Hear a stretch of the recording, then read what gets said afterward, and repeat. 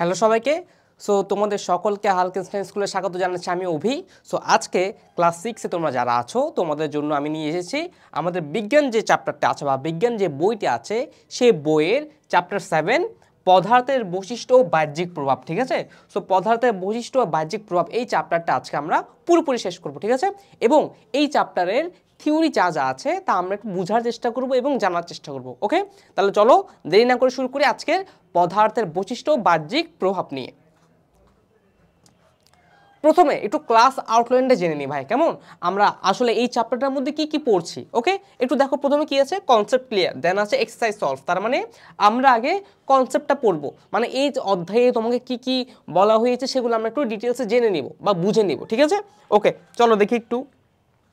So next দেখো পদার্থের বৈশিষ্ট্য ও শ্রেণীবিন্যাস। ওকে, সো এখানে আমার কিছু কথা আছে। প্রথমে এখানে কি ছিল বলো তো ভাইয়া, পদার্থের বৈশিষ্ট্য না। ওকে, সো পদার্থ পদার্থ পদার্থ তাই না, এই পদার্থ জিনিস আসলে কি বলতো ভাইয়া, পদার্থ হচ্ছে মানে আমাদের চারপাশে অনেক রকম পদার্থ আছে তাই না, কঠিন আছে, তরল আছে, বায়বীয় আছে, আছে না। এখন তোমাদের কাছে এটা মনে হতে পারে যে ভাইয়া কঠিন, তরল, বায়বীয় এগুলো এগুলো কি জিনিস। আচ্ছা, এগুলো কি জিনিস বোঝার আগে তোমাকে যদি একটু বলি পদার্থের উদাহরণ দাও, তুমি কি বলবা বলো তো আমাকে। তুমি যে টেবিলে বসে আমার ভিডিওটা দেখছো, তুমি একটা চেয়ারের উপর বসে আছো না ভাইয়া, হ্যাঁ, তাহলে ওই চেয়ারটা কি একটা কঠিন পদার্থ, এটা কি একটা কঠিন পদার্থ। ঠিক আছে, তার মানে এই পদার্থ থেকে আমি যদি তার শ্রেণীবিন্যাস করতে চাই, আমি যদি তার শ্রেণীবিন্যাস করতে চাই তাহলে আমি দেখছি যে পদার্থ আসলে তিন প্রকার। কয় প্রকার ভাইয়া? তিন প্রকার। পদার্থ কয় প্রকার? তিন প্রকার। এবং তারা কি কি বলো তো ভাইয়া, এই যে তিন প্রকার বলছি না, তার মানে তিনটা টাইপের প্রকার আছে। কি কি তারা? এক নাম্বার হচ্ছে কঠিন পদার্থ। এক নাম্বার কি ভাইয়া? কঠিন পদার্থ। এক নাম্বার হচ্ছে কঠিন পদার্থ। ওকে গেল। তাহলে দুই নাম্বার কি ভাইয়া? দুই নাম্বার হচ্ছে তরল পদার্থ। দুই নাম্বার কি ভাইয়া? তরল পদার্থ।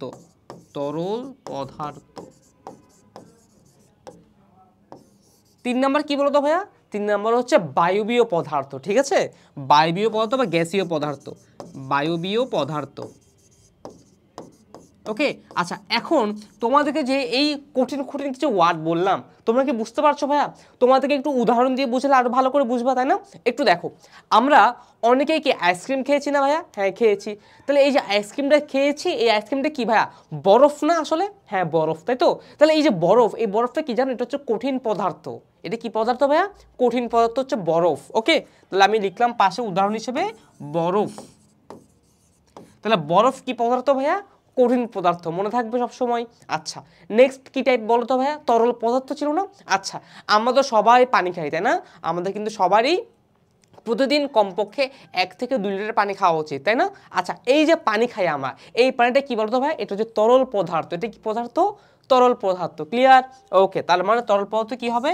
পানি। ওকে, এবার নেক্সট আসে বায়বীয় পদার্থ। এটা কিভাবে বলা যায় ভাই একটু বলেন তো।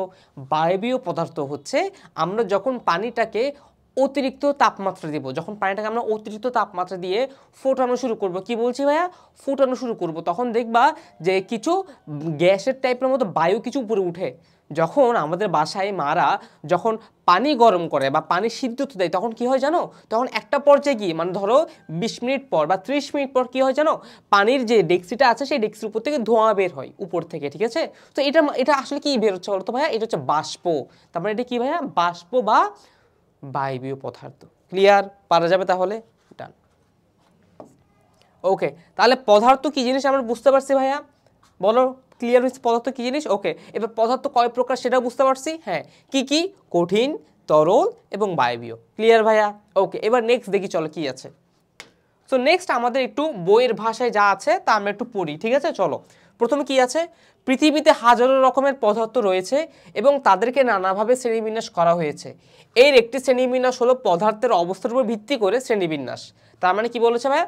বলেছে যে পৃথিবীতে তো অনেকগুলো পদার্থ আছে তাই না, তো এই সকল পদার্থগুলোকে একসাথে করে একটা শ্রেণীবিন্যাস করা হয়েছে। শ্রেণীবিন্যাস মানে কি, তাদেরকে সাজানো হয়েছে। যেমন ধরো তোমার একটা পুরো স্কুলে কি অনেকগুলো স্টুডেন্ট আছে না ভাই, অনেকগুলো স্টুডেন্ট আছে তাই না, কিন্তু তাদের মধ্যে কারা ক্লাস 6, কারা ক্লাস 7, কারা ক্লাস 8, এটার একটা ভাগ আছে না, এটাকে বলা হয় শ্রেণীবিন্যাস। শ্রেণীর মাধ্যমে তোমাদেরকে ভাগ করে দিচ্ছে যে তোমরা ক্লাস 6, ওরা ক্লাস 7, তাই না। তো সেম পরিমাণে বা সেমভাবেই এতগুলো যে পদার্থ রয়েছে সে সকল পদার্থকে কিছু শ্রেণীবিন্যাস করে দিয়েছে, যে তোমরা হচ্ছে কঠিন পদার্থ, তোমরা তরল পদার্থ, আর এরা হচ্ছে বায়বীয় পদার্থ। ক্লিয়ার ভাইয়া? তাহলে পুরোপুরি ডান। ওকে, এবার দেখো কি বলেছে, একটু উদাহরণ দেওয়া যাক। এক টুকরো বরফ নিয়ে, এই যে এক টুকরো বরফ নিয়ে একটি পাত্রে রেখে দিলে কি ঘটে, এটি পানিতে পরিণত হয়। আবার ওই পানিকে তাপ দিলে তা বাষ্পে পরিণত হয়। পানিকে তাপ দিলে কি হয়, বাষ্পে পরিণত হয়। তাহলে দেখা যাচ্ছে পানি তিনটি অবস্থা থাকতে পারে, আর তা হলো বরফ, পানি আর বাষ্প। যখন বরফ আকারে থাকে তখন এটাকে বলা হয় কি, কঠিন অবস্থা। তাহলে দেখো তো ভাইয়া, একটু আগেই না ভাইয়া তোমাদেরকে এটা শিখিয়ে দিয়েছিল যে বরফটালে কঠিন পদার্থ, পানি কি হয়, তরল পদার্থ, আর গ্যাস কি হবে, বায়বীয় পদার্থ। শিখে এসেছো না? ডান। তারপর কি বলেছে দেখো, আর তা হলো বরফ, পানি হলো আর বাষ্প। যখন বরফ আকারে থাকে তখন এটিকে বলা হয় কঠিন অবস্থা। পানির আকারে থাকলে কি বলা হয়, তরল অবস্থা। এই যে দেখো, তরল অবস্থা। আর যখন বাষ্প আকারে থাকে তখন কি বলা হয়, গ্যাসীয় অবস্থা বা বায়বীয় অবস্থা। এরপর কি লিখেছে দেখো, তাই অবস্থাভেদে পদার্থকে 3টে ভাগে ভাগ করা হয়। এই লাইনটা ইম্পর্টেন্ট এমসিকিউর জন্য, এটা দাগিয়ে রাখো।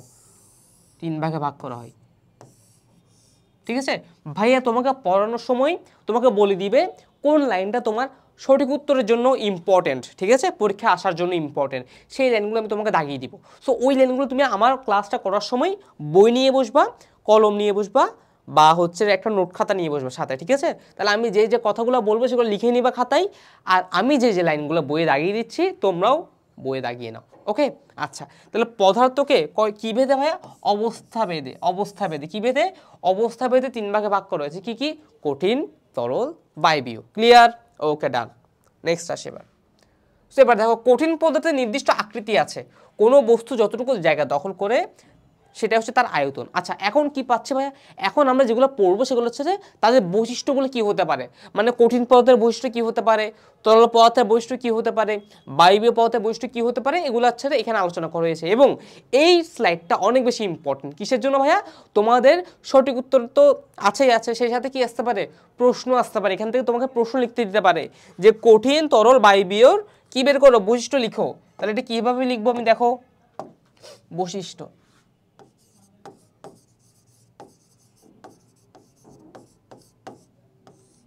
এখানে লিখলাম আমি কঠিন, ওকে, এখানে লিখলাম তরল, এখানে লিখলাম বায়বীয়। ওকে, ডান।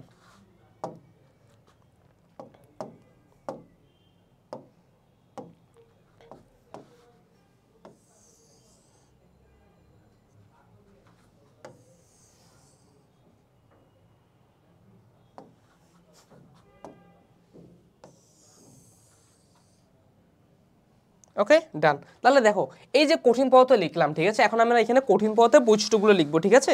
ওকে, এবার একটা জিনিস বলো তো ভাইয়া, কঠিন পদার্থ, একটা কঠিন পদার্থ মাথায় কল্পনা করো। যখনই তার বৈশিষ্ট্য লিখবো তখন তাকে আগে কল্পনা করতে শিখো। সো কঠিন পদার্থ ধরো একটা বরফ নাও, হাতে নাও, এবার নিয়ে তুমি আমাকে বলো কঠিন পদার্থ এটা কি আছে, একটা আকার আছে না, আছে, একটা আয়তন আছে নির্দিষ্ট, আছে। তাহলে লিখলাম, কি লিখলাম দেখো, প্রথমে আকার আছে,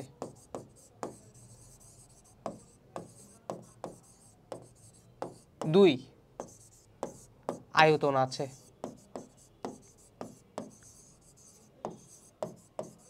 আয়তন আছে। আয়তন মানে কি বলতো ভাইয়া, আকার মানে তো বুঝলাম তাই না, তার একটা শেপ আছে, তাই তো। বরফটা কি হয়, একটা আকার আছে না, বরফটা এরকম একটা আকার আছে না, দেখতে বরফটা এরকম না, তো এটা একটা কি আছে, আকার আছে, মানে একটা শেপ আছে।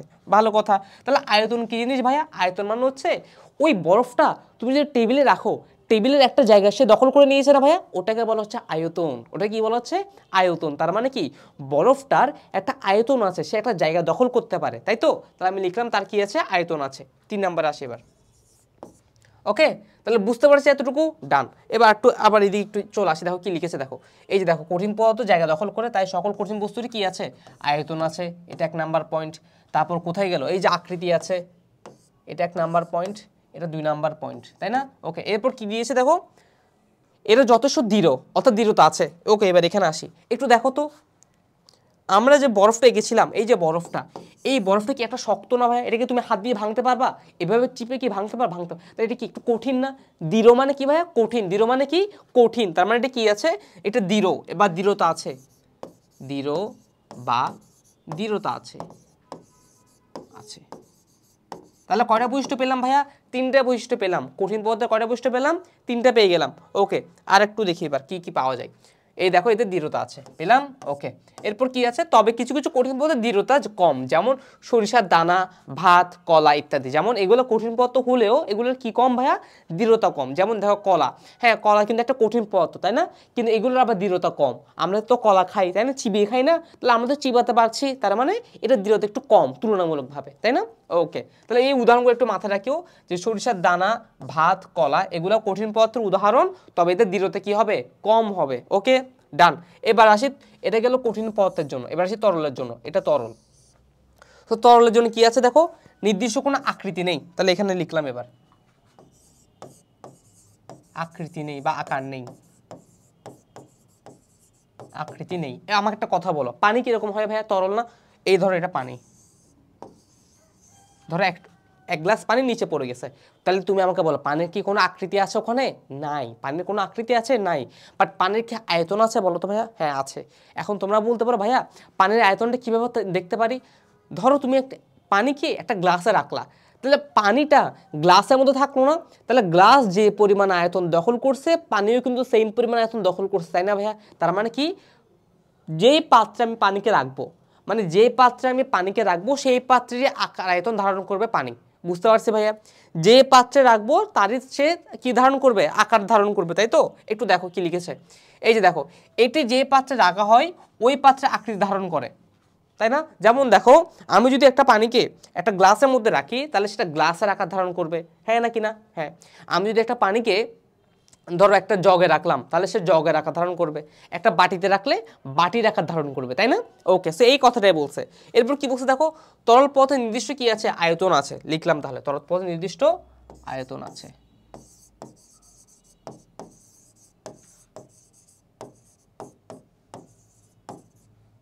যে পাত্রে রাখা হবে তার আছে। ওকে, ডান। এবার 3 নম্বর আসি, তাহলে 3 নম্বর পয়েন্ট কি দেখো তো ভাইয়া? এদের আয়তন পরিমাপ করা যায়। এই আয়তন কি পরিবর্তন হয়? না। পাত্রভেদে আকৃতি পরিবর্তন হলেও আয়তন কিন্তু সেমই থাকবে। তার মানে পানির যে আয়তন, সেই আয়তনটা পানি কোনো একটা গ্লাসে যাওয়ার আগেও যা গ্লাসে রেখে দিলেও তা হবে, ঠিক আছে? তার মানে তার আয়তনে কোনো কি হবে না ভাইয়া? চেঞ্জ হবে না। ওকে, এবার আসি, নেক্সট আসি। যেহেতু তরল পদার্থের নির্দিষ্ট কোনো আকৃতি নেই, আকৃতি পরিবর্তনশীল, সেহেতু বলা যায় এরা কঠিন পদার্থের মতো দৃঢ় নয়, অর্থাৎ তরল পদার্থের দৃঢ়তা নেই। তার মানে কি ভাইয়া? তার মানে হচ্ছে তরল পদার্থগুলোর দৃঢ়তা কম হয়, কঠিন পদার্থের তুলনায় অনেক কম। তুমি ভাবো পানির কি ভাইয়া কোনো দৃঢ়তা আসলে আছে? সম্ভব? থাকতে পারে, তবে কি অনেক কম, কঠিন পদার্থের তুলনায় অনেক কম। তাহলে লিখলাম দৃঢ়তা নেই, দৃঢ়তা নেই। ওকে, ডান। এবার আসি কার কাছে? বায়বীয় কাছে, তাই না? সো চলো বায়বীয়টা একটু দেখি এবার। ওকে, তাহলে চলো বায়বীয় দেখি এবার। সো বায়বীয় ক্ষেত্রে কি বলেছে দেখো, গ্যাসীয় পদার্থ যে পাত্রে রাখা হয় ওই পাত্রেরই আয়তন গ্যাসের আয়তন। তার মানে কি, গ্যাসকে যে পাত্রে রাখা হবে সেও সেম পরিমাণ আয়তন ওখানে রাখবে। মানে কি, ওই যে পাত্রটার যে আয়তন সেটাই হচ্ছে আমার গ্যাসের আয়তন। বুঝতে পেরেছি? ওকে, গ্যাসীয় পদার্থের নির্দিষ্ট আকৃতিও আয়তন নেই, দৃঢ়তা তো নেই বটেই চলে। তার মানে কি নেই? গ্যাসের কি কি নাই বলো? গ্যাসের আকৃতিও নাই, আকৃতি নাই, আয়তন নাই,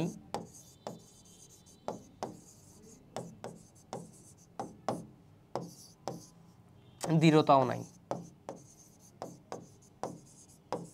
তাহলে দেখো, এই যে বায়বীয় পদার্থ বা গ্যাস যাকে আমরা বলতেছি, যেমন আমাদের বায়ুমণ্ডলের আশপাশে যে সকল গ্যাস উড়ে বেড়ায়, ঠিক আছে, সেগুলো কি ভাইয়া কোনো আকার আছে বা আকৃতি আছে? তোমরাই বলো, আছে? নেই। আয়তন কি আছে? তাও নেই।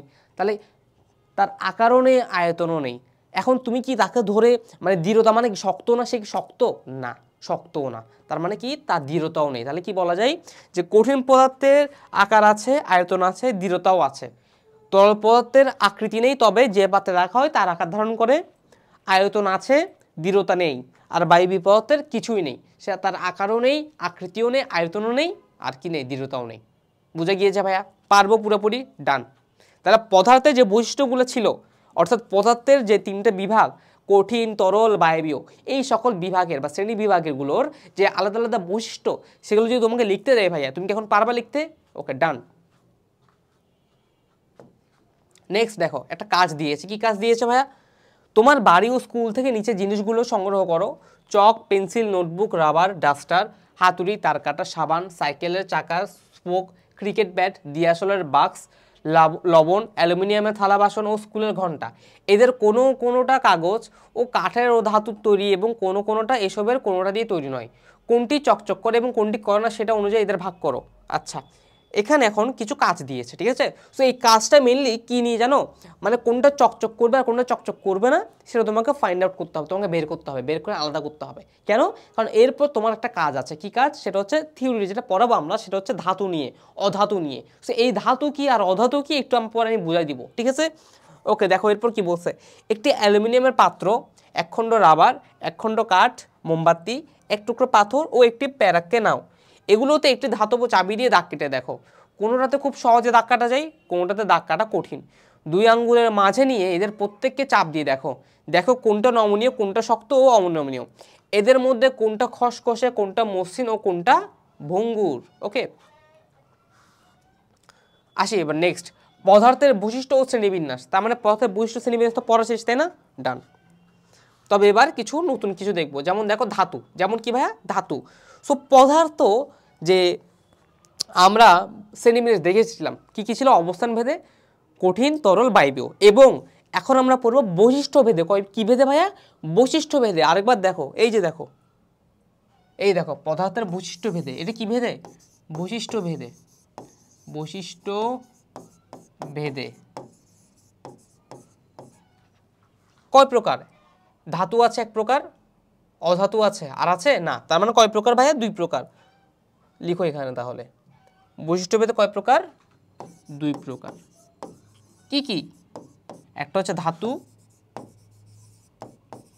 আরেকটা হচ্ছে কি ভাইয়া? অপধাতু বা অধাতু। একটা হচ্ছে ধাতু, একটা কি ভাইয়া? অধাতু, ঠিক আছে? আচ্ছা, তাহলে একটা ধাতু, একটা কি ভাইয়া? অধাতু। এবার ধাতু মানে কি ভাইয়া? ধাতু মানে হচ্ছে যারা আসলে, এখন বলবো না, একটু পর বলি, ঠিক আছে? চলো দেখি। এই যে ধাতু, তো ধাতু কি? দেখো, অ্যালুমিনিয়ামের নানা রকম পাত্র, সোনার গহনা, তামার বৈদ্যুতিক তার, এগুলোকে আমরা নানা কাজে ব্যবহার করি। এই পথগুলো দেখতে কেমন? চকচকে। এটি হলো বেশিরভাগ ধাতুর একটি সাধারণ বৈশিষ্ট্য। তার মানে এখান থেকে দেখে কি বুঝতেছো ভাইয়া? ধাতুর সাধারণ বৈশিষ্ট্য কি হতে পারে? তারা দেখতে চকচকে হয়। তারা দেখতে কি হয় ভাইয়া? চকচকে হয়, ঠিক না? যেমন সোনার গয়না আছে না? সো আমরা সবাই কম বেশি সোনার গয়না দেখেছি না? তো এই সোনার গয়না আসলে কি হয় ভাইয়া? দেখতে চকচক করে না ভাইয়া? তার মানে এটা কি? ধাতু। তারপর ধরো অ্যালুমিনিয়াম। এই যে অ্যালুমিনিয়ামের যে কিছু জিনিসপত্র দেখা যায় বাইরের দোকানে, সেগুলো কি ভাইয়া? চকচক করে না বাইরে থেকে দেখলে? তাহলে এটাও কি ভাইয়া? ধাতু। এরপর আরও আসি, সোনার গয়না গেল, অ্যালুমিনিয়াম গেল, তামার বৈদ্যুতিক তার, এগুলোও কিন্তু কি? চকচক করে। যেমন আমাদের বাসা বাড়িতে যখন তার দিয়ে কোনো কাজ করে, তারটা যখন কেটে ফেলবা তখন দেখবে ভিতরে গোল্ডেন কালারের কিছু তামা দেখতে পাবা, যেগুলো বাইরে থেকে চকচক করে সাদা সাদা একটা আর একটা স্পার্ক করে, ঠিক আছে? সো ওইটাই হচ্ছে কি? আমার তামার তার। আর তামাও কি? এক প্রকার ধাতু, কারণ এরা কি? চকচক করে। ক্লিয়ার? ওকে, নেক্সট আসি, ধাতু সময় আরেকটি বৈশিষ্ট্য হচ্ছে এরা কি? ভালোভাবে তাপ পরিবহন করে। তার মানে কি ভাইয়া? এরা বিদ্যুৎ পরিবহন করে। ধাতু কি করে ভাইয়া? বিদ্যুৎ পরিবহন করে। তাপ পরিবহন করে মানে কি? তাপ পরিবাহীও করে, আবার কি করে? সে বিদ্যুৎও পরিবহন করে। তার মানে ধাতুর মধ্য দিয়ে কি যায়? কারেন্ট যায়। ধাতুর মধ্য দিয়ে কি যায় ভাইয়া? কারেন্ট যায়। ক্লিয়ার? ওকে,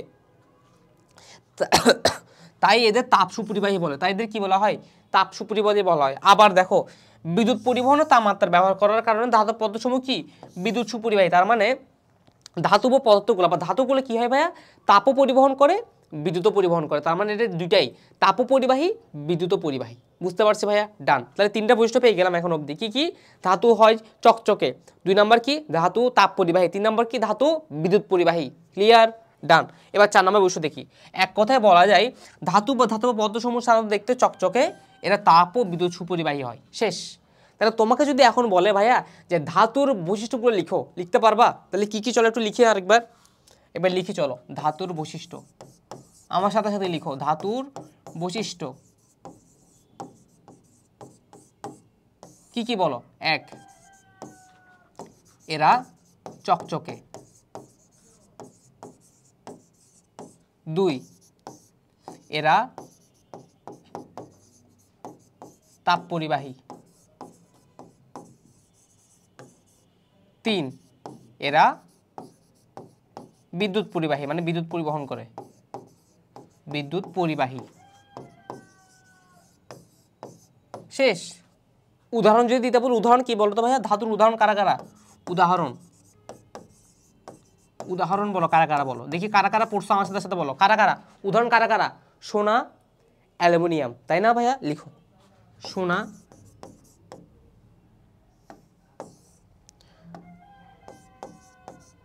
সোনা, তামা, অ্যালুমিনিয়াম,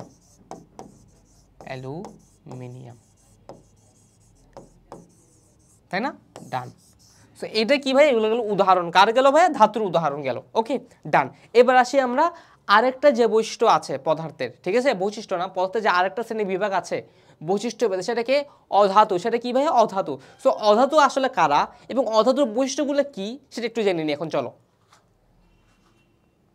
ওকে, সো অধাতুর কাছে আসলাম। দেখো অধাতু, তোমরা কি বলতে পারবা নাইট্রোজেন, অক্সিজেন বা হাইড্রোজেন গ্যাস দেখতে কেমন? বলতে পারবা না। কেন? কারণ ধাতুর মতো চকচকে বা এই জাতীয় চোখে পড়ার মতো বৈশিষ্ট্য এদের নেই। তার মানে কি? তার মানে হচ্ছে অধাতুর ওই চকচকের বৈশিষ্ট্যটা নাই, যেটা দেখে আমি বুঝতে পারি এটা ধাতু, তাই তো? তার মানে অধাতু কারা? যাদের দেখতে কি চকচকে করে না, তাই তো? আচ্ছা, এরপর কি বলছে দেখো, আবার এগুলো ধাতু নেই, তাপ ও বিদ্যুৎ পরিবহনও করে না, তাই এদেরকে তাপ ও বিদ্যুৎ পরিবাহী বা অপরিবাহী পদার্থ বলা হয়। তার মানে কি ভাইয়া? তার মানে অধাতু বিদ্যুৎও পরিবহন করে না, তাপও পরিবহন করে না, তাই এদেরকে বলা হয় কি? বিদ্যুৎ কুপরিবাহী, তাপ কুপরিবাহী। বুঝতে পারছি ভাই? তাহলে ডান। ওকে, সো এবার কাজটা দেখো, তোমরা ম্যাগনেসিয়াম, রিবন, দস্তার পাত, প্লাস্টিক, কাঠের ও স্টিলের স্কেলে রোদে রাখো ও ভালোভাবে লক্ষ্য করো কোনটি চকচক করে, কোনটি করে না, এবং এই তথ্য ছকে লিপিবদ্ধ করো। সো এটা তোমরা বাসায় করতে পারো, চাইলে নাও করতে পারো। এখানে মেইনলি তোমার জিনিসটা হবে কি? জিনিসটা হবে তুমি যখন এগুলা রোদের মধ্যে রাখবা তখন দেখবা যে কিছু কিছু জিনিস যেগুলো ধাতু, সেগুলো কি করবে জানো? চকচক করবে। সেগুলো কি করবে? চকচক করবে দেখতে। মানে বাইরে থেকে তুমি বুঝতে পারবে যে একটা চকচক করতেছে, তখন তুমি বুঝবা যে ওটা হচ্ছে কি? ধাতু। আর যেগুলো অধাতু সেগুলো কি কোনো রকম চকচক করবে না, তাহলে সেগুলো কি ভাইয়া? ধাতু। যেমন এই যে কাঠ, এই যে কাঠ, এই কাঠ চকচক করবে না, চকচক করবে না। তার মানে এটা কি ভাইয়া বলো তো? এটা হচ্ছে অধাতু। এটা কি? অধাতু। কাঠ কি? অধাতু। ঠিক আছে? ধাতু কে? তাহলে এই যে স্টিল আছে না, স্টিল হচ্ছে ধাতু। তারপর হচ্ছে এই যে ম্যাগনেসিয়ামের রিবন আছে, এটাও ধাতু। দস্তার পাত ধাতু। প্লাস্টিক অধাতু। প্লাস্টিক কি? প্লাস্টিকও কিন্তু চকচক করবে না, প্লাস্টিকও কি?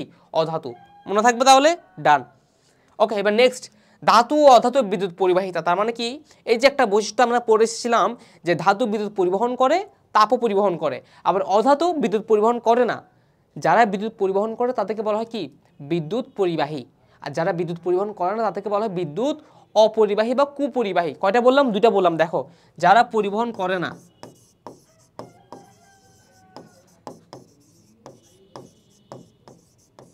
তাদের কি বলা হয়?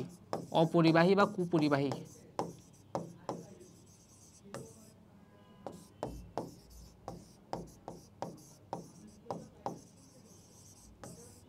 অপরিবাহী বা কুপরিবাহী। ওকে, ওকে, ডান।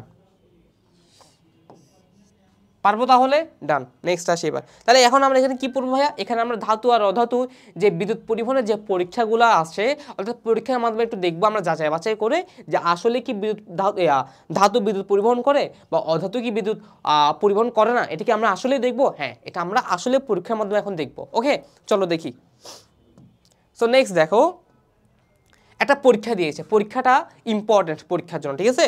পরীক্ষা আসতে পারে এটা, যে তোমাকে বলবে যে বিদ্যুৎ পরিবহন একটা পরীক্ষায় দেখাও, পরীক্ষায় লিখো, তখন তোমাকে এভাবে লিখতে হবে। সো লিখার আগে তোমাকে তো বুঝতে হবে জিনিসটা। সো বোঝানোর জন্য কি করি, চলো। প্রথমে লিখলাম কাজ। কি কাজ?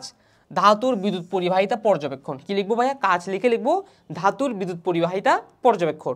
এরপর একটা চিত্র আছে, চিত্রটা পরে আঁকবো। এরপর আগে লিখো প্রয়োজনীয় উপকরণ কি কি লাগবে। একটা ব্যাটারি লাগবে, একটা বৈদ্যুতিক ভাল্ব লাগবে, দুইটা বৈদ্যুতিক তার লাগবে, স্টিলের চামচ লাগবে, অ্যালুমিনিয়ামের টুকরা লাগবে, রাবার লাগবে, কাঠ লাগবে ও প্লাস্টিকের চামচ লাগবে, তাই তো? আচ্ছা নিলাম, যা যা উপকরণ দিয়েছে সব কিছু নিয়ে নিলাম। এরপর কি করব? পদ্ধতি দেখো, এই যে পদ্ধতি কি লিখেছে দেখো, ব্যাটারিটি নাও ও দেখো এক প্রান্তে যোগ চিহ্ন অপর প্রান্তে বিয়োগ চিহ্ন দেওয়া আছে। তার মানে কি, আমরা কম বেশি সবাই ব্যাটারি দেখেছি না ভাইয়া? ব্যাটারি দেখতে কি এরকম, তাই তো? এই যে দেখো, এটা আমার ব্যাটারি, তাই না? এটা মাইনাস, এটা পজিটিভ,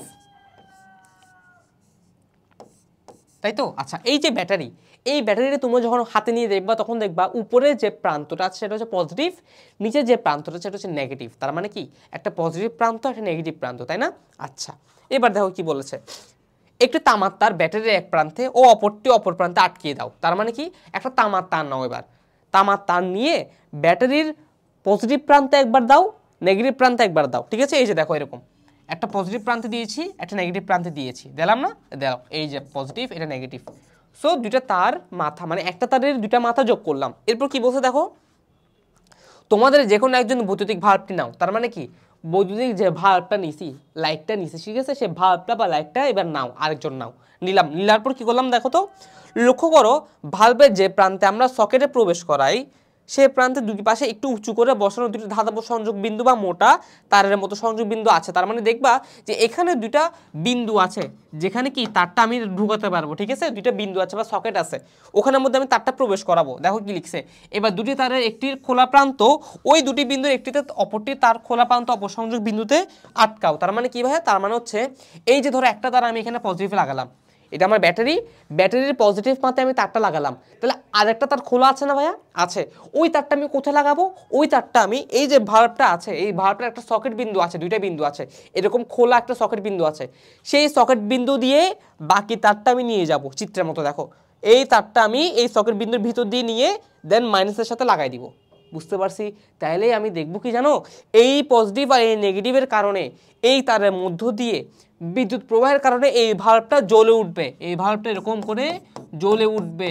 বুঝতে পারছি নাকি বুঝি নাই? আরেকবার বলি শুনো, এখানে এটা কি ব্যাটারি না? তাহলে ব্যাটারি কি করে আমরা জানি? ব্যাটারি দিয়ে কোনো কিছু চলাচল করে, তাই না? কোনো কিছু চলে। এই যে ব্যাটারি, ব্যাটারির পজিটিভ আর নেগেটিভে কে যুক্ত আছে? একটা তার যুক্ত আছে না? কি তার সেটা? তামার তার। আমরা কিন্তু পড়ে এসেছি তামার তার বিদ্যুৎ সুপরিবাহী, মানে সে বিদ্যুৎ পরিবহন করে। তাহলে দেখো, এই ব্যাটারি থেকে বিদ্যুৎটাকে সে কোথায় নিয়ে যাচ্ছে? এই ভাল্বের মধ্যে নিয়ে যাচ্ছে, যাচ্ছে না? এই দেখো নিয়ে গেছে, নিয়ে যাওয়ার ফলে কি হচ্ছে? এই ভাল্বটা জ্বলে উঠছে। ভাল্বটা কি করে উঠছে ভাইয়া? জ্বলে উঠছে। বুঝতে পারছি? তাহলে ভাল্ব যেহেতু জ্বলে উঠছে, তাই আমি বলতে পারি যে তামার তার বিদ্যুৎ পরিবহন করে। বুঝতে পারছি?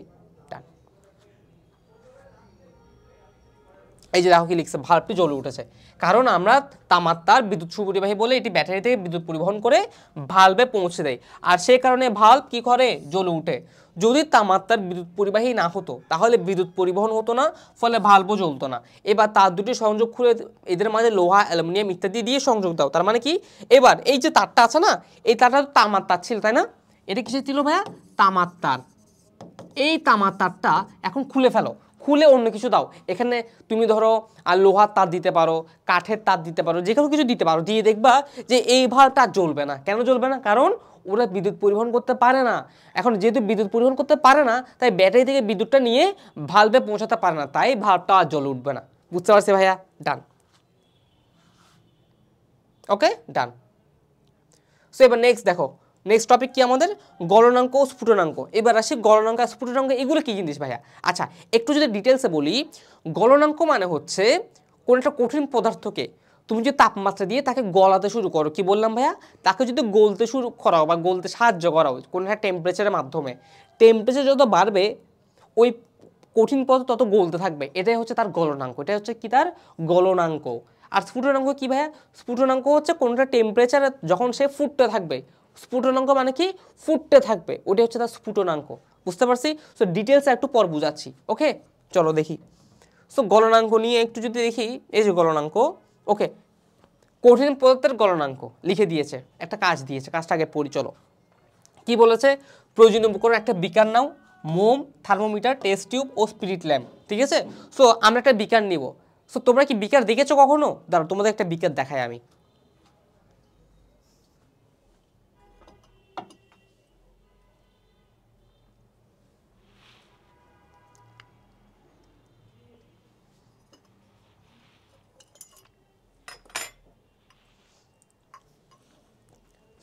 ওকে, সো তোমরা যারা বিকার দেখোনি, ঠিক আছে, এই দেখো এটা একটা কি বিকার, তাই না? দেখেছো বিকার, দেখেছো? সো এটাই হচ্ছে সেই বিকার, যেই বিকারে আমি এখন আমার এই পরীক্ষাটা করব, ঠিক আছে? সো এটা কি ভাইয়া বিকার নিলাম, এরপর কি করতে বলেছে দেখো তো, মোম নাও, মোম নিব, তাইলে একটা নিলাম, এরপর কি করবো, একটা থার্মোমিটার নাও, আচ্ছা একটা থার্মোমিটার নিব, এখন যদিও আমার হাতের পাশে একটা থার্মোমিটার নেই, তাহলে থাকলে নিয়ে নিতাম। এরপর কি দেখো, একটা টেস্ট টিউব নাও, তাহলে এখন একটা কি নেবো ভাইয়া, একটা টেস্ট টিউব নিব, ঠিক আছে? টেস্ট টিউব কি দেখেছো তোমরা, দেখোনি তাই না? তো টেস্ট টিউব দেখবা, দাঁড়াও এক্ষুনি আসছি।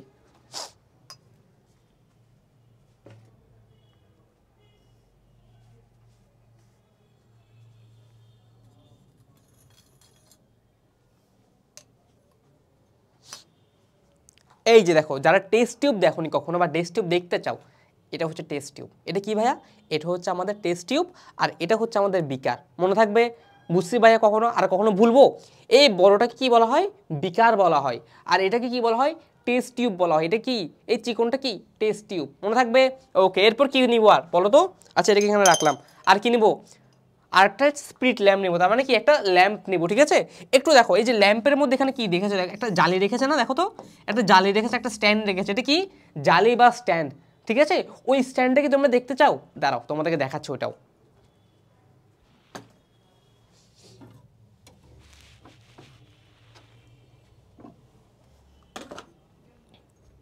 এই যে দেখো, তোমাদের জন্য নিয়ে এসেছি মোম এবং কি স্ট্যাম্প, ঠিক আছে? এই যে দেখো, এইটা দেখো, তিনটার একটা স্ট্যান্ড না ভাইয়া? হ্যাঁ স্ট্যান্ড, স্ট্যান্ডের উপর কি আছে দেখো, একটা জালি আছে, একটা কি আছে ভাইয়া, একটা জালি আছে। এই দেখো এখানে যে জালিটা আছে, এখানেও সেম জালিটা আছে, দেখো তোমাকে আমি দেখাই, এই যে দেখো জালি, দেখেছো জালি? সো এটাই হচ্ছে আমাদের এই জালিটা। সো এগুলো তোমাদেরকে আমরা প্র্যাকটিক্যালি দেখাচ্ছি কেন ভাইয়া, যাতে তোমরা এগুলো মুখস্থ না করো খুব সহজে, তোমরা যাতে এগুলো জিনিসগুলো বুঝতে পারো। যত বুঝবা তত তোমাদের পরবর্তী ক্লাসের জন্য তোমাদের জন্য ভালো হবে, এবং তুমি তত বেশি পরীক্ষা পারবা। এবং এই যখন জিনিসগুলো তুমি নিজে রিয়েল লাইফ দেখবা, তখন এটা তোমার আরও শিখার যে মনে থাকার যে জিনিসটা, সেটা তোমারটা আরও তীব্র হবে, অর্থাৎ তোমার মাথা থেকে কখনো এগুলো ছুটবে না যে কোনটা কি জিনিস। তাহলে তুমি বলো, এখন থেকে তুমি যতগুলো পরীক্ষায় বিকার দেখবা বা টেস্ট টিউব দেখবা, তুমি এখন থেকে চিনে গেছো না ভাইয়া যে বিকার কোনটা, টেস্ট টিউব কোনটা, তারপর হচ্ছে এই যে স্ট্যান্ডটা, এই স্ট্যান্ডটা কোনটা, তাই না? এই যে দেখো স্ট্যান্ডটা হচ্ছে কি, এটা, এটা হচ্ছে সেই স্ট্যান্ডটা যেখানে জালি সহ আছে, তাই না? ওকে, আর এখানে নিচে কি দিয়েছে দেখো, একটা মোমবাতি বলেছে না, এখন চিত্রে এখানে মোমবাতি নাকি একটা কি দিয়েছে, একটা চুলার মতো দিয়েছে না, দেখো এখান থেকে কি আগুন বের হবে, ঠিক আছে? এখান থেকে কি আগুন বের হবে, সেই জিনিসটা হচ্ছে এটা, দেখেছো এই ছোট্ট জিনিসটা। সো এটা আমি এখানে নিচে রাখবো, এখানে রেখে যখন আমি এটা রাখবো, এটা অন করে দিব, তখন দেখবি এখান থেকে আগুন বের হবে, আগুনের শিখা বের হবে, ঠিক আছে? এখানে এখানে টেম্পারেচার দিবে, তাপ দিবে, যেরকম চুলোয় রাখি আমরা কোনো কিছু গরম করি, ঠিক সেরকম এখানে কি করবে, গরম করবে বা টেম্পারেচার দিবে, ঠিক আছে? সো এই জিনিসটা হচ্ছে আমাদের প্র্যাকটিক্যালি তোমাদেরকে দেখালাম। ওকে, তাহলে চলো এবার নেক্সট দেখি। সো এগুলো একটু রেখে আসি আমি।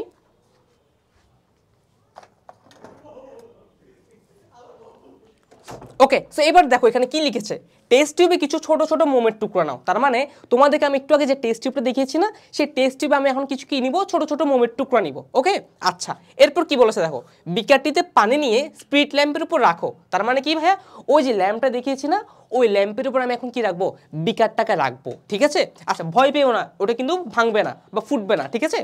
এবার দেখো কি বলছে, চিত্রের মতো করে স্ট্যান্ডের সাথে আটকিয়ে টেস্ট টিউব ও থার্মোমিটার বিকারের পানিতে ডুবাও, যাতে এদের কোনোটি বিকারের তলা স্পর্শ না করে গায়ে বা না লাগে। তার মানে কি বলেছে ভাইয়া, ওই যে বিকারটা নিয়েছি, সেই বিকারে কিন্তু আমি পানি দিয়েছি, তাই না? কিছু পরিমাণ পানি দিয়েছি, পানি দেওয়ার পর টেস্ট টিউবটাকে আর ওই যে আমার যে থার্মোমিটারটা আছে সেটাকে এমনভাবে রাখবো যাতে এটা কি গাটা স্পর্শ না করে। ওকে, আচ্ছা এবার দেখো কি বলেছে, স্পিরিট ল্যাম্পের সাহায্যে বিকারের তলায় তাপ দিতে থাকো। তার মানে কি, ওই যে আমার ল্যাম্পটা দেখিয়েছি না স্পিরিট ল্যাম্প, সেই স্পিরিট ল্যাম্পের সাহায্যে আমি এখন কি দেবো, তাকে তাপ দিব, তাই তো? আচ্ছা তাপ দিলাম, এরপর কি বলছে দেখো, থার্মোমিটারের ও টেস্ট টিউবে রাখা মোমের দিকে খেয়াল করো, থার্মোমিটারে কি তাপমাত্রা বাড়ছে, মোমের অবস্থায় কি কোনো পরিবর্তন ঘটেছে? তার মানে কি হবে ভাইয়া, একটু দেখো, আমি বিকারটাতে কি দিচ্ছি, একটু এটা আবার দেখাই। সো দেখো, সাপোজ ধরো এখানে এই টেস্ট টিউবটাতে আমি মোমের টুকরা রাখছি, মোমের অনেকগুলো ছোট ছোট টুকরা রাখছি। সো এটা এইভাবে ছিল না, এভাবে রাখলাম, আর এখানে পানিতে ভরা, তাই তো? আচ্ছা এবার যখন এখানে একটা জিনিস দেখছো, এই আর এর সাথে গায়ে না লাগে, সেজন্য কি করেছে, একটা স্ট্যান্ড ইউজ করেছে। একটা কি ইউজ করেছে ভাইয়া, একটা স্ট্যান্ড ইউজ করেছে, ঠিক আছে? তো এই স্ট্যান্ডের সাথে এই দুটোকে আমি লাগিয়ে রাখবো, যাতে করে এটা একটা একটার সাথে গায়ে না লাগে, এবং এই জিনিসটার সাথে এখানে কি ডিরেক্ট গায়ে না লাগে। বিকারের গায়ে যাতে না লাগে, ঠিক আছে, করলাম। এরপর কি করবো ভাইয়া, এরপর হচ্ছে দেখো এখানের মধ্যে আমি কি রাখলাম, মোমের টুকরো রাখলাম, এইভাবে রাখলাম মোমের গুঁড়োগুলা। আরেক পাশে আমি থার্মোমিটার রাখলাম। নিচে দিয়ে কি হচ্ছে, স্পিরিটের মাধ্যমে, স্পিরিট ল্যাম্পের মাধ্যমে কি হচ্ছে, কন্টিনিউয়াসলি আমি হিট দিচ্ছি, মানে তাপ দিচ্ছি। এর ফলে কি হবে ভাইয়া, এখানে যে মোমের গুঁড়াগুলো আছে না, সেগুলো আস্তে আস্তে গলা শুরু করবে, সেগুলো কি হবে ভাইয়া, গলতে শুরু করবে। এরপর পাশে আরেকটা কি ছিল, থার্মোমিটার ছিল না ভাইয়া, সেই থার্মোমিটারের টেম্পারেচারটা অনেক বেড়ে যাবে। যেহেতু তাপমাত্রা পাচ্ছে নিচ থেকে, তার মানে কি হবে, মোমগুলো গলা শুরু করবে, আর ওই যে আমার থার্মোমিটারটা আছে সেখানে কি হবে, তাপমাত্রা বাড়তে থাকবে। তাহলে আমি কি বুঝতেছি ভাইয়া, আমার মোমগুলো ছিল কঠিন পদার্থ, সেই কঠিন পদার্থগুলো কি শুরু করছে, গলতে শুরু করেছে। সো যখনই গলতে শুরু করবে তখনই আমার টেম্পারেচারটা বাড়তে থাকছে, তাই না। সো কোনো একটা টেম্পারেচারে দেখবো যে পুরাপুরি গলে গিয়েছে, একটা সার্টেন টেম্পারেচারে, একটা নির্দিষ্ট তাপমাত্রায় মোমটা পুরোপুরি গলে যাবে। আর যখনই পুরোপুরি গলে যাবে তখনই আমি বলবো ওই তাপমাত্রাটা হচ্ছে ওই মোমের জন্য গলনাঙ্ক। বুঝতে পারছি ভাই, তাহলে গলনাঙ্ক কি জিনিস বলো, ক্লিয়ার হয়েছে, পুরোপুরি ক্লিয়ার, ডান।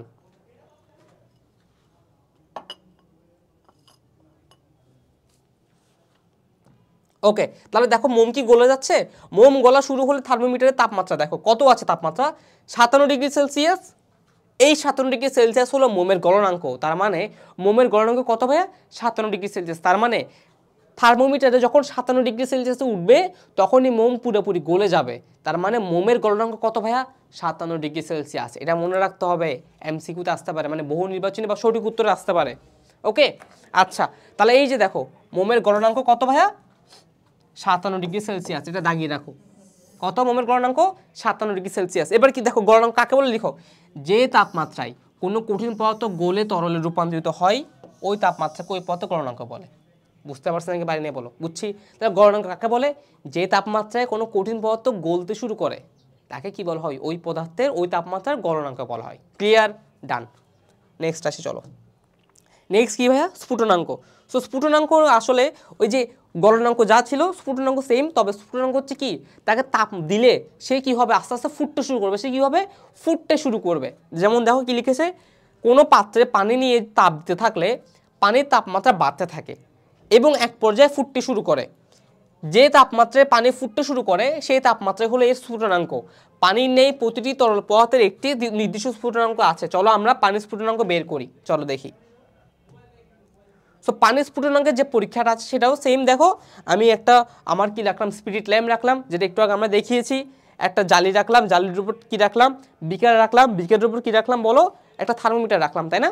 আচ্ছা, এখানে কিন্তু আমাদের কোনো মোম টোমের দরকার নেই, কারণ স্ফুটনাঙ্ক কার হয়, তরল পদার্থের হয়। কোনো একটা তরল পদার্থ যখন আমি ফুটাতে শুরু করবো তখনই কি হবে, সেটা স্ফুটনাঙ্কের দিকে আগাতে থাকবে, তাই তো। আচ্ছা, এবার দেখো কি লিখলাম, একটি বিকার নাও, পানি নাও, থার্মোমিটার নাও, স্পিরিট ল্যাম্প নাও, পাত্রের অর্ধেক ভরা পানি নাও, স্পিরিট ল্যাম্পের উপর বিকারটি বসাও, চিত্রের মতো করে থার্মোমিটারটি পাত্রের পানিতে ডুবাও, এবার তাপ দাও আর থার্মোমিটারের তাপমাত্রা লক্ষ্য করো। কি বলছে, টেম্পারেচারটা আমি এখন লক্ষ্য করব, ঠিক আছে। ওকে, তো এবার দেখো কি বলছে, থার্মোমিটারের তাপমাত্রা 95 হলে সতর্কতভাবে বিকারের পানি ও থার্মোমিটারের দিকে খেয়াল করো। তার মানে কি, যখন আমার থার্মোমিটার স্কেলের টেম্পারেচার 95°C হবে তখন আমি একটা জিনিস লক্ষ্য করবো। কি লক্ষ্য করবো ভাইয়া, লক্ষ্য করব পানি ফুটতে শুরু করলে থার্মোমিটার তাপমাত্রা দেখো, এই তাপমাত্রাই হলো পানির স্ফুটনাঙ্ক 100°C। তার মানে কত ভাইয়া, পানির স্ফুটনাঙ্ক কত, 100°C। তার মানে আমি দেখব যখন আমার থার্মোমিটারে 95° চলে আসবে তখন দেখবো পানিটা আস্তে আস্তে ফুটতে শুরু করতেছে। যখন যেই সময় পানি অত্যাধিক ফুটতে শুরু করবে তখন দেখবো আমার থার্মোমিটারে টেম্পারেচারের মান 100°C। কত ভাইয়া, 100°C। তার মানে পানির স্ফুটনাঙ্ক কত, 100°C। তার মানে 100°C তাপমাত্রায় পানি ফুটতে শুরু করে। বুঝতে পারছি, ক্লিয়ার।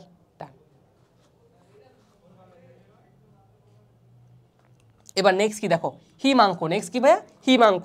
সো হিমাঙ্ক মানে কি ভাইয়া, হিমাঙ্ক মানে, আচ্ছা ভাইয়া আমরা গলনাঙ্ক বুঝেছি, স্ফুটনাঙ্ক বুঝেছি, এখন হিমাঙ্ক কি জিনিস। হিমাঙ্ক মানে হচ্ছে বায়বীয় পদার্থটাকে আমি যদি তাপমাত্রা হ্রাস করে কঠিনে নিয়ে আসতে পারি তাকে আমরা বলি হিমাঙ্ক। কি বলি, কঠিনে নিয়ে আসতে পারে তাকে আমরা কি বলি, হিমাঙ্ক। তার মানে কি, ধরো বায়বীয় অবস্থা গ্যাস, সেই গ্যাসটাকে আমি টেম্পারেচার কমাতে কমাতে কমাতে টেম্পারেচার এতদিন বাড়াচ্ছিলাম, গলনাঙ্ক বাড়াইছি, স্ফুটনাঙ্ক তো বাড়াইছি, এখন কি করবো, টেম্পারেচার কমাবো। সো টেম্পারেচার কমালে যদি সে আবার আগের অবস্থায় ফিরে আসে, কঠিনে ফিরে আসে, তখন তাকে আমরা বলি হিমাঙ্ক।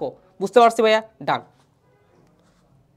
সো যেমন কি বলছে দেখো, কোনো একটি বস্তুর তাপমাত্রা যদি হিমাঙ্কের উপরে থাকে এবং হিমাঙ্ক যদি পারিপার্শ্বিক তাপমাত্রার চেয়ে বেশি হয়, তবে পারিপার্শ্বিক তাপমাত্রায় বস্তুটিকে রেখে দিলে তার ধীরে ধীরে তাপ হারাতে থাকে, ফলে তাপমাত্রা কমতে থাকে এবং যখন তাপমাত্রা হিমাঙ্কে চলে আসে তখন এটি কি হয়, কঠিনে পরিণত হয়। তার মানে কোনো একটা বস্তুকে কঠিনে কীভাবে আনবো ভাইয়া, হিমাঙ্কের মাধ্যমে। কিসের মাধ্যমে ভাইয়া, হিমাঙ্কের মাধ্যমে। বুঝতে পারছি ভাইয়া, ডান। ওকে, সো এই অধ্যায় শেষে আমরা কী কী শিখছি মেইনলি, আমরা এই অধ্যায় শেষে শিখলাম যে পদার্থের যে শ্রেণীবিন্যাস সেটা কীভাবে আছে, অবস্থা ভেদে কয় প্রকার, 3 প্রকার। কী কী বলতো ভাইয়া, কঠিন, তরল, বায়বীয়, তাই না?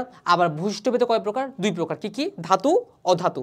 সো এগুলা কঠিন, তরল, বায়বীয়র বৈশিষ্ট্য আমরা দেখেছি, আমরা ধাতু অধাতু বৈশিষ্ট্য দেখেছি, আমরা গলনাঙ্ক কী জিনিস সেটা দেখেছি, পরীক্ষাটাও দেখেছি, স্ফুটনাঙ্ক কাকে বলে সেটাও দেখেছি, তার পরীক্ষাটাও দেখেছি, হিমাঙ্ক কাকে বলে দেখেছি, শেষ।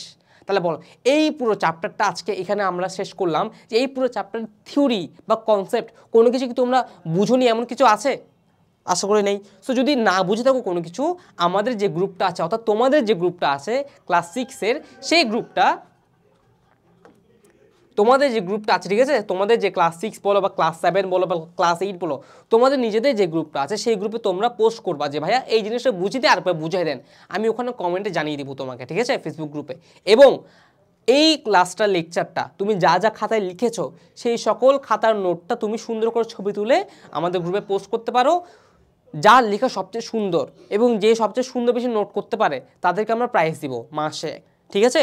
তাহলে লেগে পড়ে এখন নোট করার জন্য এবং নোটটা করে গ্রুপে জমা দাও। তাদের মধ্য থেকে যার নোট এবং লিখে সবচেয়ে সুন্দর হবে তাকে আমরা বিজয়ী ঘোষণা করব এবং পুরস্কার পাঠাবো তার কাছে, ঠিক আছে? ওকে, চলো এবার নেক্সট দেখি।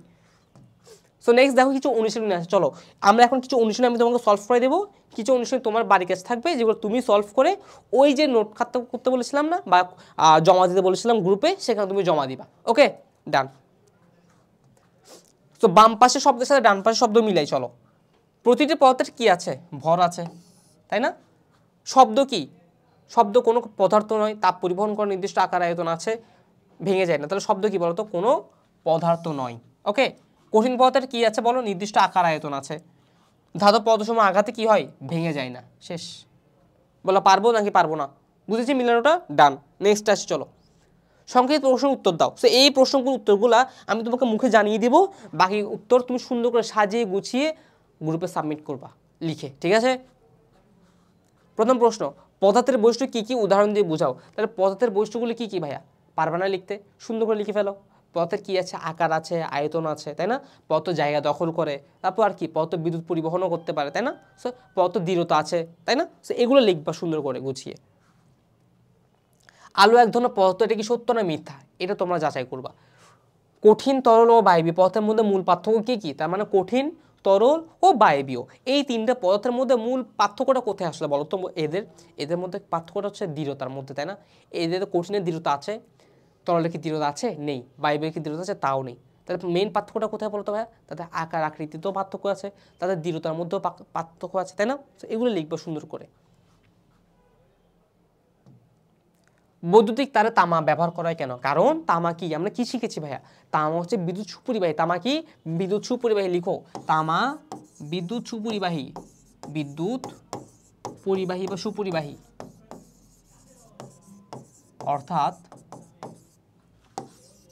তামার তারে বিদ্যুৎ পরিবহন করে, তামার তার বিদ্যুৎ পরিবহন করে, বিদ্যুৎ কি করে, পরিবহন করে, বিদ্যুৎ কি করে ভাইয়া, পরিবহন করে। ওকে, সো যেহেতু বিদ্যুৎ পরিবহন করে তাই তাকে আমরা কি করি, তামার তার হিসেবে ইউজ করি। বুঝতে পারছি ভাইয়া, তারে আমরা তাই তামা ইউজ করি। বুঝতে পারছি, ডান। ওকে, নেক্সট কি, গলনাঙ্ক স্ফুটনাঙ্ক উদাহরণ দিয়ে বুঝাও, পারবা আশা করি। ওকে, নেক্সট বহু নির্বাচন প্রশ্ন আছে কিছু, এগুলো আমরা একটু সলভ করি বা তোমরা সলভ করবা। কোন পদার্থের দৃঢ়তা কম, ইট, লোহা, কলা, বরফ? তোমরা বলো, ইট কি দৃঢ়তা কম? তোমরা ভাবো একটু, ইট কি শক্ত না নরম? শক্ত না, তাহলে এটা হবে না। লোহা হবে না, বরফ হবে না, তাহলে কি, এই যে কলা, এটা। সো এটা হচ্ছে কি আমার উত্তর। বুঝতে পেরেছি, পরেরটাতে যাই। কোন পদার্থটি বোতলে রেখে দিলে সম্পূর্ণ বোতল জুড়ে থাকবে? পানি, বাতাস, দুধ, পাউডার? কোনটা বলতো ভাইয়া, পানি। উত্তর কি, পানি। পরেরটাতে আসি, চলো।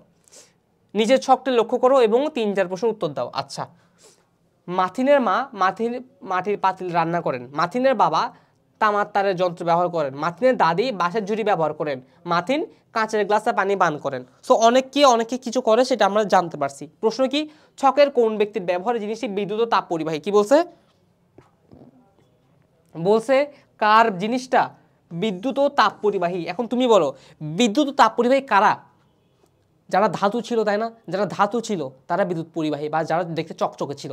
এবার বের কর উদ্দীপক থেকে যে কার ব্যবহার করার জিনিসটা চকচকে করে এবং বিদ্যুৎ পরিবহন করে। দেখো তো একটু, মাটির পাতিল না, তামার তার, এই যে তামার তারের যন্ত্র। আমরা কি জানি তামা বিদ্যুৎ পরিবহন করে নাকি করে না ভাইয়া? করে। এই যে তামার তারটা কে ব্যবহার করতেছে বলতো? মাথিনের বাবা। তাহলে উত্তর কি হবে? এই যে মাথিনের বাবার, এই যে খ, মাথিনের বাবার। বুঝতে পারছি ভাইয়া? পারবো? সহজ না একদম? ডান। নেক্সট দেখি, তাপ পরিবাহীর ক্ষেত্রে মাথিনের মার চেয়ে বাবা বেশি সুবিধা পাই, মাথিনের বাবার চেয়ে দাদু কম সুবিধা পাই, মাথিনের বাবার চেয়ে মাথিন বেশি সুবিধা পাই। দেখি, চলো দেখি। তো প্রথমে কে? তামারটা না? তাহলে মাথিনের বাবা সবচেয়ে বেশি পাবে। দেখি এখানে কোথায় আছে। মাথিনের বাবার চেয়ে দাদি কম সুবিধা পায়, মাথিনের বাবার চেয়ে মাথিন বেশি সুবিধা পায়। এই যে এটা ঠিক আছে, 1 নাম্বার ঠিক আছে। তাহলে 1 নাম্বারটাও যেখানে যেখানে আছে সেটা হতে পারে, তার মানে এটা হইতে পারে, এটা হইতে পারে। দেখি 2 নাম্বার দেখি, মাথিনের বাবার চেয়ে মাথিন বেশি সুবিধা পাই। মাথিন কি ইউজ করছে দেখি তো? মাথিন ইউজ করছে কাঁচের গ্লাস। হ্যাঁ, কাঁচের গ্লাসও কি, কাঁচও কি। আচ্ছা, এরপর কি বলছে? কম সুবিধা দাদি। মাথিনের দাদি কি বাঁশের ঝুড়ি? না, বাঁশ তো হবে না, তার মানে এটা হবে না, 3 হবে না, তাহলে 1 ও 2, 1 ও 2, এটা তোর হবে 1 ও 2। ওকে, নেক্সট দেখি চলো, সৃজনশীল প্রশ্ন। তো এই প্রশ্নগুলো তোমরা সলভ করবা, সলভ করে সুন্দর করে গ্রুপের মধ্যে জমা দিবা। যার লেখা নোট এবং প্রশ্ন উত্তর, মানে এইচডব্লিউ আমি যা দিয়েছি সেই সকল এইচডব্লিউ যাদের সুন্দর হবে নোটটা, তাদেরকে আমরা প্রাইজ দিব। ঠিক আছে, সবাইকে দিব না কিন্তু, আবার যারটা সবচেয়ে সুন্দর হবে। সো দেখো, ফজলুল হক সাহেবের মা মাটির চুলায় মাটির পাতিলে রান্না করেন, অপরদিকে তার স্ত্রী গ্যাসের চুলায় অ্যালুমিনিয়ামের পাতিলে রান্না করেন। ফজলুল হক সাহেবের স্ত্রীর ব্যবহৃত পাত্রটি উপাদান গুরুত্ব বের করো। তাহলে ফজলুল সাহেবের স্ত্রী কি ব্যবহার করছে বলো তো ভাইয়া? গ্যাসের চুলায় অ্যালুমিনিয়ামের পাতিলে রান্না করছে। কিসে? অ্যালুমিনিয়ামে। এবার বলো, অ্যালুমিনিয়াম কি? ধাতু। অ্যালুমিনিয়াম কি ভাইয়া? ধাতু। তাহলে ধাতু যেহেতু বলছে, তাহলে ধাতুর কি থাকবে? ধাতুর অনেক বৈশিষ্ট্য থাকবে না, যেগুলো সুপরিবাহী বা আমাদের অনেক দরকার। কি কি? ধাতু কি বিদ্যুৎ পরিবহন করে বা বিদ্যুৎ সুপরিবাহী, সেই সাথে কি ধাতু দৃঢ়তা আছে, ধাতু কি শক্ত হয়, তাই না? এই যে দেখো কি লিখবো তাইলে, এই যে গুরুত্ব, উপাদান গুরুত্ব। তাহলে যেহেতু ধাতু কি করে? বিদ্যুৎ পরিবহন করে বা বিদ্যুৎ সুপরিবাহী, এবং সাথে কি তাপ পরিবহন করে এবং তাপও সুপরিবাহী, তার মানে সেখানে রান্না তাড়াতাড়ি হবে, রান্না খুব ভালো হবে এবং খুব তাড়াতাড়ি হবে। বুঝতে পারছি ভাইয়া? পারবো? ডান। এবার নেক্সট এটা পড়ি। রান্নার ক্ষেত্রে ফজলুল হক সাহেবের মা ও স্ত্রীর মধ্যে কে বেশি সুবিধা পাবে? একটু করে দেখো, আমি তোমাকে এই হিন্টটা কিন্তু একটু আগেই দিয়ে দিছি। যেহেতু ওর মা অ্যালুমিনিয়ামে রান্না করতেছে এবং সেটা যেহেতু ধাতু, এবং ধাতু যেহেতু তাপ পরিবাহী, ধাতু কি ভাইয়া? ধাতু, সাথে সেই ধাতু আবার কি তাপ পরিবাহী। তার মানে কি? তার মানে সুবিধা বেশি কে পাবে? ওর স্ত্রী পাবে, তাই না? এই যে ফজলুল হকের মা ও স্ত্রীর মধ্যে কে পাবে? ফজলুল হকের স্ত্রী পাবে, কারণ সেটা কি ধাতু। ধাতু কি তাপ পরিবহন করে, আর তাপ যেহেতু পরিবহন করে তাই কি হবে? সেটা তাপ পরিবাহী এবং সে বেশি সুবিধা পাবে। বুঝতে পারছি ভাইয়া? ডান।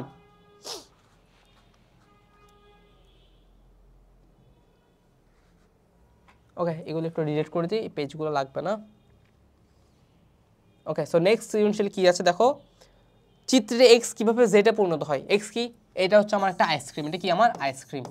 আইসক্রিম মানে কি? কঠিন পদার্থ না ভাইয়া? আইসক্রিম মানে কি? কঠিন পদার্থ। সো এটা কি? কঠিন পদার্থ, কঠিন পদার্থ। আর এটা কি? তরল পদার্থ। এটা কি? পানি। তার মানে এটা কি? তরল পদার্থ, তরল পদার্থ। এবার বলো প্রশ্নে কি বলেছে? প্রশ্নে বলেছে এক্স কিভাবে জেডে পরিণত হয়। আচ্ছা, জেড মানে কোনটা? ও আচ্ছা, বাষ্প। জেড মানে কি? বাষ্প। এটা মানে কি? বাষ্প বা বায়বীয় পদার্থ, বায়বীয় পদার্থ। এবার বলো এই কঠিন বস্তুটা কিভাবে বায়বীয় পদার্থে পরিণত হয় বলো তো ভাইয়া? স্ফুটনাঙ্কের মাধ্যমে না? বলো তো, একটু ভেবে দেখো। কিসের মাধ্যমে? স্ফুটনাঙ্কের মাধ্যমে। কিসের মাধ্যমে? স্ফুটনাঙ্কের মাধ্যমে। ঠিক আছে, গেল। পরেরটা দেখি, 3টি চিত্রের পদার্থ একই উপাদানে গঠিত, বিশ্লেষণ করো। তার মানে দেখো তো, একই পদার্থের গঠিত না তিনটা? হ্যাঁ, কিসের? সেটা হচ্ছে পদার্থ, সাথে কি? পানি। পানি। যেমন দেখো, পানির কঠিন অবস্থা বরফ, পানি তরল অবস্থা পানি, আর গ্যাসীয় অবস্থা কি? বায়বীয় পদার্থ। শেষ। ইজি না একদমই? তাহলে এই চ্যাপ্টার নিয়ে কোনো সমস্যা আছে তোমাদের? আশা করি নেই।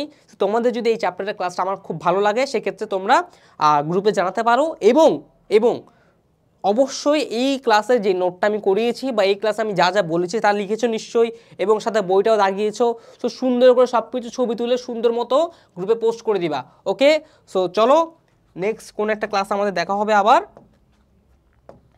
ওকে, সো আমাদের ক্লাস 6-এর পদার্থের বৈশিষ্ট্য ও বাহ্যিক প্রভাবের যে ক্লাসটা ছিল সেটা এখানে শেষ হচ্ছে। দেখা হবে নেক্সট কোন একটা ক্লাসে। ততদিন ভালো থেকো, সুস্থ থেকো, টাটা।